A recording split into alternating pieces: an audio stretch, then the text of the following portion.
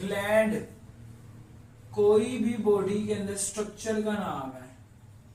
एक ग्लैंड की बात करते हैं सिर्फ हम, हमारे दिमाग में यहां पे करके ग्लैंड पाया जाता है जिसका नाम है पिट्यूटरी ग्लैंड। ये मटर के दाने के बराबर है, इतना सा ग्लैंड होता है, यहाँ पे करके पाया जाता है। अब इस ग्लैंड का क्या काम है कि ये एक स्ट्रक्चर पड़ा है मेरे दिमाग में, यहाँ पे मतलब एक स्ट्रक्चर पड़ा है, ये अपने अंदर से कुछ छोटे छोटे केमिकल्स निकालेगा। केमिकल्स क्या होते हैं? हम घरों में केमिकल हमारा वास्ता पड़ता है, जैसे नमक हो गया, चीनी हो गया, केमिकल्स हैं ये। अब यही केमिकल इसने रिलीज किया, दिमाग से रिलीज हुआ, मेरी पूरी बॉडी में ब्लड वेसल्स फैली हुई हैं। ये केमिकल कहां पे गया? इस ब्लड वेसल के अंदर गया। ये केमिकल ट्रांसफर हो रहा है, जाता जा रहा है, जाता जा रहा है, जाता जा रहा है, जाके मैं कहता हूं आगे मैदा पड़ा हुआ है, मैदे के पास गया और वहां जाके इस केमिकल ने मैदे के अंदर कोई चेंजिंग, तब्दीली, डाइजेशन शुरू करा दी। इसको कहा जाता है हार्मोन। तो हार्मोन एक तरह के केमिकल्स हैं जो कि एक स्ट्रक्चर ग्लैंड से पैदा होते हैं, वेसल खून में ट्रांसफर करके दूसरी जगह जाते हैं, वहां जाके अपना एक्शन परफॉर्म करते हैं। तो हार्मोन्स क्या है? केमिकल्स हैं। क्या करते हैं? ब्लड वेसल में जाते हैं। ब्लड वेसल में क्या करते हैं? ट्रांसफर करते हैं, ट्रांसपोर्ट करते हैं अपने आप को। कहां पे? टारगेट साइट पे। टारगेट साइट जहां पे इनको अल्लाह ताला ने फंक्शन दिया है, वहां जाके क्या परफॉर्म करते हैं? अपना रिस्पॉन्स परफॉर्म करते हैं। तो ये हो गए हार्मोन, और जो इनको पैदा करा रहा है structure, that is basically the gland. तो ये हम करेंगे, that is the pituitary gland. Pituitary gland. अब पिट्यूटरी ग्लैंड क्या होता है मेरे पास? अभी मैं बता चुका हूं, it is like a P shaped. P shaped मतलब मटर के दाने के बराबर, इतना छोटा होता है, और ये यहाँ पे दिमाग में करके होता है। इसके ना दो हिस्से होते हैं, मतलब अगर मैंने यहाँ पे ग्लैंड बनाया, दो हिस्से हैं। बायोलॉजी की जुबान में जो लोग एमबीबीएस भी करते हैं, उनकी जुबान में जो अगला हिस्सा होता है, that is the anterior. Anterior मतलब आगे वाला। एक पिछला हिस्सा भी है, that is the posterior. Posterior मतलब पीछे वाला। दोनों हिस्से इस इट मींस पूरा पिट्यूटरी ग्लैंड है। आगे वाला हिस्सा एंटीरियर पिट्यूटरी ग्लैंड, पीछे वाला हिस्सा पोस्टीरियर पिट्यूटरी ग्लैंड। जो एंटीरियर पिट्यूटरी ग्लैंड है वो दो हार्मोन रिलीज करता है। एंटीरियर पिट्यूटरी ग्लैंड कौन सा हार्मोन रिलीज करता है वो यहाँ पे जरा हम अगर गौर से देखें, मतलब दिमाग में है मेरे पिट्यूटरी ग्लैंड, उसका जो अगला हिस्सा है वो एक केमिकल रिलीज करेगा। वो केमिकल रिलीज होके जाएगा ब्लड वेसल में टारगेट साइट पे। टारगेट साइट पे जाके वो हार्मोन क्या काम करेगा? पहले वो हार्मोन कौन सा है? उस हार्मोन का नाम है सोमैटोट्रोफिन हार्मोन। सोमैटोट्रोफिन हार्मोन एक हार्मोन है, वो हमने देख लिया। कब होता है ये release? It is release in a growing age. Growing age मतलब एक बंदा जब ग्रो कर रहा होता है, लाइक हमारी ग्रोइंग एज क्या है?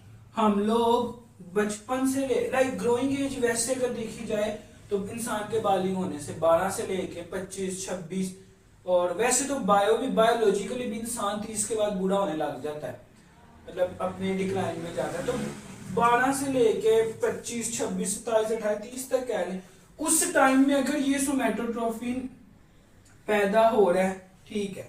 अगर ये उसी ग्रोइंग एज में पैदा होना कम हो गया, क्या हो गया? अच्छा ये में माइनस है, माइनस मींस कम हो गया, तो क्या होगा? इंसान को ड्वार्फिज्म हो जाएगा। ड्वार्फिज्म किसको? ड्वार्फ का वैसे मतलब होता है बोना, छोटा रह जाना। हम अक्सर देखते हैं कि कुछ लोग क्या होते हैं, उनका कद छोटा रह जाता है। Why? Because their body is not making enough of the somatotropin hormone in their growing ages, कि उनकी ग्रोइंग एज के अंदर वो सोमैटोट्रोफिन हार्मोन ही नहीं बना पा रही, जिसकी वजह से उनकी बॉडी में ग्रोथ नहीं होती उनकी बॉडी के पार्ट्स नहीं बढ़ेंगे, तो उनका ड्वार्फिज्म बोनापन। तो this is actually the growing hormone, growth hormone, बल्कि ये हार्मोन को क्या कराता है, ये हार्मोन बॉडी में ग्रोथ कराता है। ये पहली कंडीशन। ड्वार्फिज्म डेफिनेशन आती है, so you all guys should remember the define of the dwarfism, this is very important define. If we further go ahead, we see that there is an other term that is called the अगर यही सोमैटोट्रोफिन hormone,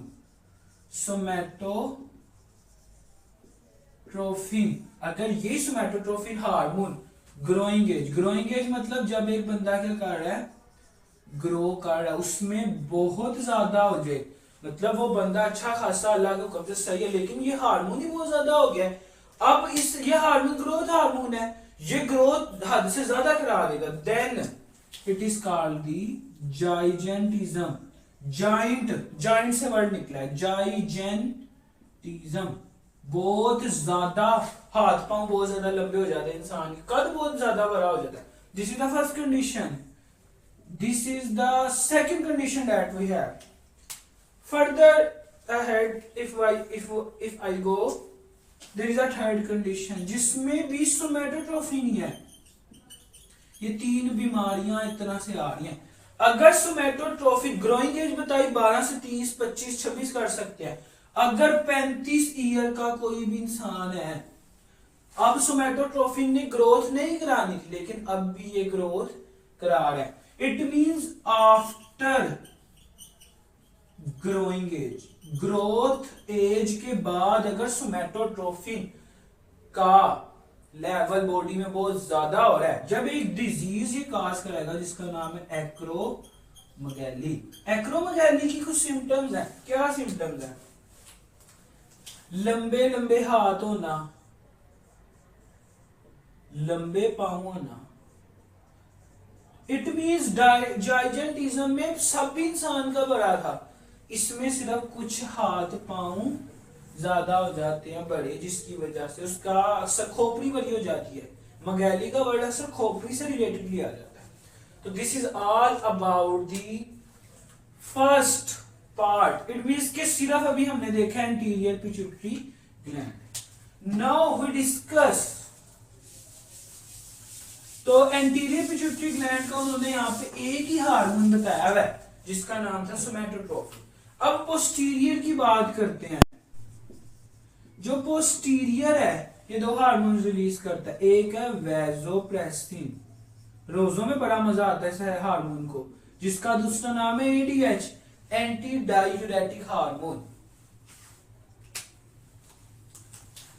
anti means against, किसी भी चीज को मुखालिफ रोकना।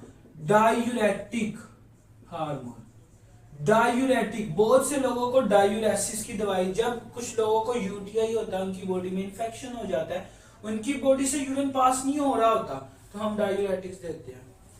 तो ये डायूरेटिक्स क्या कर रहे होते हैं अक्सर कि उनकी बॉडी में, क्योंकि यूटीआई में पेशाब नहीं आ रहा, तो डायूरेटिक्स से करते हैं उनकी बॉडी में ज्यादा पेशाब उनकी बॉडी से निकालती है। वैसोप्रेसिन, वैसोप्रेसिन का ये काम है। अगर मैं यहाँ पे नेफ्रॉन बनाऊं छोटा सा,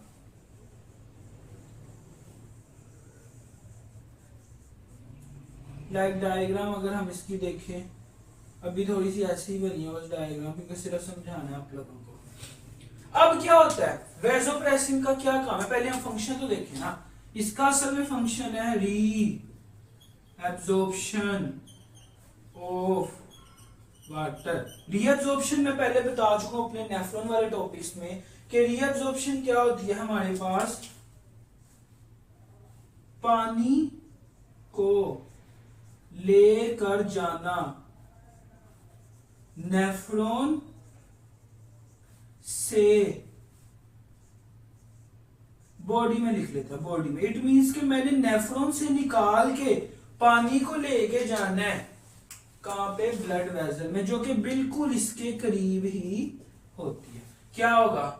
मैं कहता हूं एक वो इंसान है जिसकी बॉडी के अंदर वाटर का लेवल क्या बहुत ज्यादा कम है, उसकी बॉडी में यूरिन बन रहा है नेफ्रॉन में, यहाँ पे यूरिन बन रहा है, लेकिन उसकी बॉडी में तो पानी नहीं है, वाटर कम है इन द बॉडी, यूरिन बन रहा है। उस केस में क्या होगा? वैसोप्रेसिन साहब एंट्री मारेंगे, कहेंगे यार मेरी बॉडी में पहले ही पानी कम है, तुम सारा पानी निकालने लगे, क्या करो, फौरन से जो यहाँ नेफ्रॉन, ये नाली है, जो ब्लू नाली के अंदर पानी है, इसको ऊपर जो वेसल है उसमें भेजो। वेसल उसको कहाँ लेके जाएगी, बॉडी में। इट मीन्स मेरी बॉडी में पानी क्या हो जाएगा, प्लस मतलब बढ़ जाएगा। तो वैसोप्रेसिन उस केस में जब बॉडी में पानी की कमी है, रीअब्जॉर्प्शन ऑफ वाटर को इंक्रीज कराएगा। लेकिन उस केस में, जिस केस में क्या हुआ है, मेरी बॉडी के अंदर वाटर क्या है, बहुत ज्यादा है, बॉडी में पानी ज्यादा है, तो मैं उसको बॉडी में थोड़ी रखना चाहूंगा। मेरे तो हाथों में, पाँव में पानी जमा होने लग जाएगा, स्वेलिंग, एडिमा की बीमारी हो जाती है। तो इस केस में वैसोप्रेसिन कहेगा यार जो कर रहे हो करो, मैं तो पाऊंगा भी नहीं, आप क्या करो, इसकी रीअब्जॉर्प्शन ना कराओ, नेफ्रॉन से ऊपर पानी को ना ही भेजो, नेफ्रॉन में रखो, नेफ्रॉन में रहेगा तो यूरिन बनेगा, बॉडी से पानी निकालो।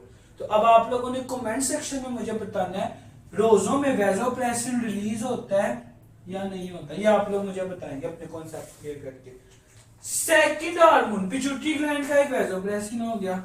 सेकंड आता है ऑक्सीटोसिन के नाम से, oxytocin, this is a very important hormone. कुछ लोग तो ये भी कहते हैं कि इसको लव हार्मोन कहा जाता है। इट मींस कुछ लोगों को लव वगैरह, one sided love, two sided love, तो लव हार्मोन है। इट मींस जब किसी बंदे को कोई अच्छा लगने लग जाए, कोई हो जाए, तो ये भी कहा जाता है कि ये वाला हार्मोन लव हार्मोन जब रिलीज हो रहा होता है बॉडी में। बाकी God knows well. Oxytocin hormone specially ज्यादातर पाया जाता है फीमेल में, और लाइक उनकी यूट्रस वाल में हमारा बेबी डेवलप करता है। तो जब pregnancy, delivery, pregnancy women carry कर रही होती है, डिलीवरी का वक्त आता है, ऑक्सीटोसिन ज्यादा रिलीज होता है, और ये क्या करता है, यूट्रस की वाल को स्टिमुलेट करता है, बेबी को बाहर पुश करेगा, जिसकी बाद ये सारा काम हो जाता है। So that's all about the today's lecture. I hope कि आप लोग कोऑपरेट करते हैं, इंशाल्लाह इसी तरह कोऑपरेट करेंगे। कमेंट सेक्शन में वैसोप्रेसिन का बताइएगा, पार्ट 1 है।